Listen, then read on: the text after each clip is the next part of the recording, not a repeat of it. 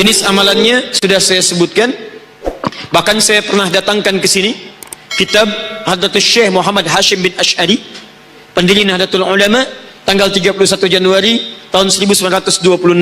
Beliau menulis kitab, salah satunya, kitab keduanya, Risalah Ahlus Sunnah wal Jamaah. Dalam kitab itu dituliskan beberapa bagian-bagian yang bisa menghadirkan kesesatan, bahkan dekat dengan kemusyrikan. Ya, maaf, perdukunan ini bagian dari kemusyrikan. Hati-hati. Dan sekarang namanya sudah mulai keren. Ya, karena sekarang kemaksiatan ditampilkan dengan nama-nama yang indah untuk mengurangi nilai-nilai keburukan yang ada di dalamnya. Makanya saya sarankan pada Anda, kalau ada perbuatan-perbuatan maksiat yang buruk, jangan ditoleransi dengan nama yang baik, sehingga keburukannya tidak berkurang di situ. Contoh, maaf ya, maaf. Dulu homo sebutannya homo saja, nggak ada LGBT. Silakan cek. Begitu disingkat jadi LGBT, kayaknya makin halus gitu. Padahal bahasa padanannya homo juga. Coba antum pilih mana? Disebut homo atau LGBT? Hah? Ayo, yang pilih homo angkat tangan. Yang LGBT angkat tangan. Ada yang angkat satu di belakang. Masya Allah. Persoalan orang sekarang, keburukan itu seakan menjadi ditoleransi karena kalimat-kalimatnya diringankan. Makanya jangan pernah menurunkan kualitas keburukan dengan memberikan istilah yang seakan itu mulia. Bahkan Anda tidak singkatannya apa itu LGBT, itu kan penyakit teman-teman sekalian. Kembalikan lagi, koruptor misalnya, itu seakan-akan tidak terasa. Dulu, maaf ya, kalimat-kalimat perempuan-perempuan yang mencari pria-pria yang kurang baik di malam hari, itu kalimatnya itu jelas. Begitu disebutkan, dia tidak ingin mendapatkan nama itu. Maaf, dalam tanda petik misalnya, maaf ya, maaf, saya tidak bisa mengucapkan karena itu di masjid ya. Baik, itulah kalimatnya begitu ya. Sekarang berubah, lisan saya nggak bisa ucapkan gitu. Sekarang berubah jadi kupu-kupu malam. Bayangkan kupu-kupu malam. Dan yang salah kupu-kupu gitu kan? Ya. Dan hebatnya diangkat jadi pekerja seksual. Pekerja itu pekerja komersial lagi, dikomersilkan. Pekerja seks komersial. Itu kan jadi luar biasa, seakan-akan itu bagian dari pekerjaan, padahal kan maksiat. Silakan cek. Dan hebatnya yang disalahkan adalah pihak yang lain, bahkan hewan. Ini yang disalahkan kupu-kupu. Laki-lakinya bahkan disalahkan buaya. Ya, ada buaya darat, masya Allah. Ya, itu kadang-kadang manusia lah seperti itu. Jadi maaf, kalau ada perbuatan yang buruk, jangan diberikan nama-nama spesial. Seakan-akan dengan nama itu kadarnya jadi berkurang. Dukun sebut dukun. Jangan angkat paranormal, guru spiritual. Spiritual. Kemudian didandani gitu kan, masya Allah. Kadang dandanan lebih hebat daripada kiai. Masya, pakai jubah, pakai imamah. Di jubah lebih panjang daripada Batman kadang-kadang. Udah dukun, selesai. Pada yang kalau ada sinyal-sinyal keburukan dari itu, tinggalkan. Ya, bahkan menjauhkan Anda dari syariat Allah Subhanahu wa taala, tinggalkan. Awas, hati-hati. Zaman Nabi sudah ada. Zaman Nabi sudah ada dukun disebut dengan kahin. Jadi kalau dukun-dukun masih ada sekarang, dia ketinggalan zaman, terlambat dia. Katakan maaf, Anda telat. Zaman Nabi sudah ada dukun lebih canggih daripada Anda. Tukang sihir ada, sahir, tukang santet ada. Jadi kalau sampai sekarang masih ada tukang santet, itu tukang santet terlambat bangun. Terlambat dia, telat. Ya, telat. Mungkin alumni SMA 30 Lamongan. Dia. Baik. Itu hoax yang membangun ya. Tinggalkanlah. Sudah, fokus ke sini. Jadi, nah, teman-teman sekalian, fokus baik-baik. Kalau ada kadar-kadar kemusyikan semacam ini, tampilkan dengan nama yang jelas. Jangan kemudian disamar-samarkan sehingga orang tahu dampak dan bahayanya. Jelas ya? Baik, contoh perdukunan, contoh perjimatan, minta pada benda-benda yang tidak diperkenankan. Awas, hati-hati. Ya, datang pada pohon, misalnya datang pada kuburan dengan meminta pada hal yang tidak dibenarkan. Bukan bagian dari tabarruk, bukan bagian dari minta-minta maslahat, tapi meminta hal-hal yang gaib yang sifatnya tidak diperkenankan dalam agama. Paham sampai sini? Taib. Ini syirik akbar. Loh, pilihannya seperti tadi.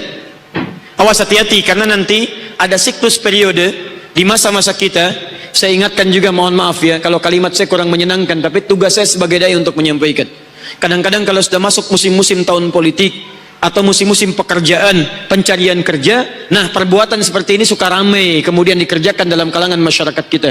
Sebelum antum kerjakan, fikirkan dulu. Begitu dikerjakan antum wafat, gak ada yang dibawa dalam urusan dunia. Harap-harap dapat kedudukan, mengerjakan seperti ini. Maaf, kedudukan gak dapat, neraka dapat. Begitu pemilihan sudah gak dapat, ya datang ke masjid, makaikan ini, nyumbang ini, datang juga ke dukun. Kata dukun kerjakan ini, kerjakan itu. Begitu kedudukan gak dapat, sumbangan diambil lagi dari masjid, ya kan? Masuk rumah sakit, meninggal, ancaman neraka sudah ada dan sebagainya. Tobat belum kesampaian. Karena itu bertakwalah kepada Allah Subhanahu wa taala. Kalau Anda bisa meraih dengan cara yang terbaik, mengapa mesti mengambil dengan cara yang kotor? Kalau Anda bisa mengambil dengan cara yang berkah, mengapa bisa harus mengambil dengan cara yang buruk? Saya berikan wasiat, maksudnya pesan yang kuat.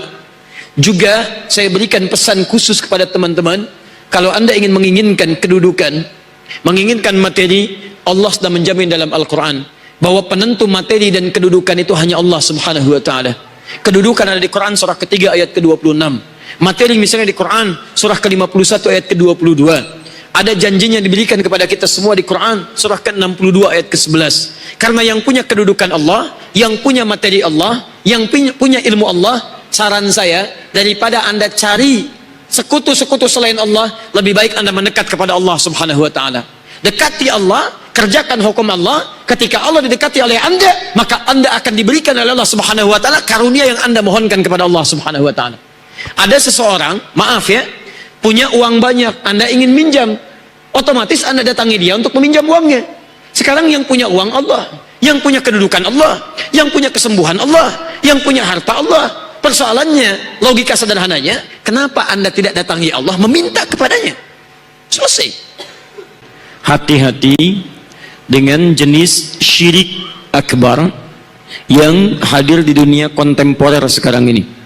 Jadi sekarang ada syirik akbar dalam masa-masa kontemporer, syirik kontemporer. Ada yang masuk pada acara televisi. Ya, saya mohon Bapak Ibu tolong diawasi tontonan anak-anak kita. Karena saya pernah mendapatkan laporan ada film anak-anak juga yang menghadirkan konsep ketuhanan dalam agama lain. Kemudian setelah itu ditampilkan yang diinteraksikan dengan ibadah-ibadah umat Islam.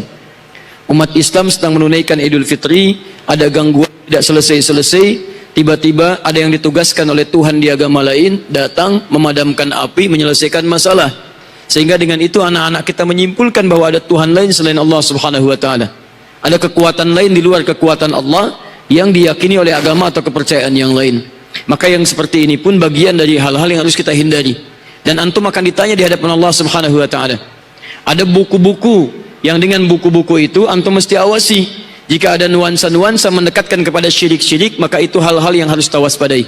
Dan ada pemikiran, ini yang paling bahaya. Yang paling bahaya, pemikiran sepilis, sekularis, ya, pluralisme dan liberalisme. Pluralisme itu yang paling bahaya, itu syirik paling kontemporer dengan ungkapan-ungkapan yang luar biasa yang menghadirkan kepada kita dengan kemasan-kemasan yang indah.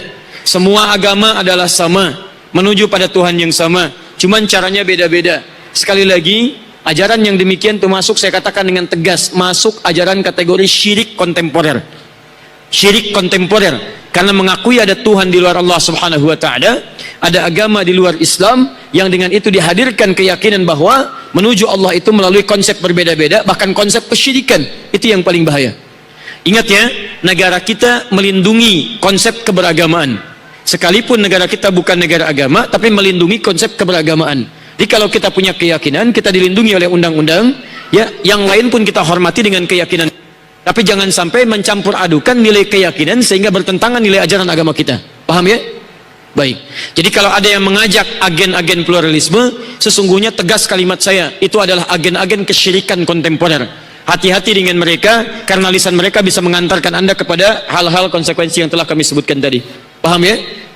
Perdukunan dengan segala namanya pun masuk kemudian ke acara televisi dengan nama-nama yang bermacam-macam, nama-nama yang indah-indah. Ada kiai, ada ustadz, ada macam-macam, bahkan banyak hal yang indah-indah dengan tampilan yang beda-beda. Anda kelihatan dari alisnya, kemungkinan Anda senang makan kue, ya, misal itu kan. kuenya begini-begini, itu bisa menghadirkan aura yang negatif, ya, sampai wajah Anda kayaknya perlu diperbaiki, misal gitu ya. Nah, itu yang seperti itu juga bagian hal-hal yang menghadirkan kesyirikan. Hati-hati, puncak-puncaknya nanti potong kerbau, potong ini, potong itu. Datang Anda, kerjakan ini, kerjakan itu. Ujung-ujungnya kata Quran, maka orang seperti itu besar kemungkinan minta bantuan dari jin. Ya, Quran surah ke-72 ayat yang ke-6. Ya, awas, wa annahu kana rijalun minal insi ya'udzuuna birijali minal jinni. Awas, ada sebagian dari manusia itu minta bantuan kepada jin dan tidak menambah kepada mereka kecuali kerugian. Baik. Kemudian bagian kedua, bonus, sebentar saya berikan bonus. Bonus sebelum bagian yang kedua, Anda mesti bedakan antara karamah dengan praktek perdukunan. Pernah dengar karamah? Apa bedanya karamah dengan mukjizat? Sudah, tidak usah mengarang. Kalau tidak tahu katakan.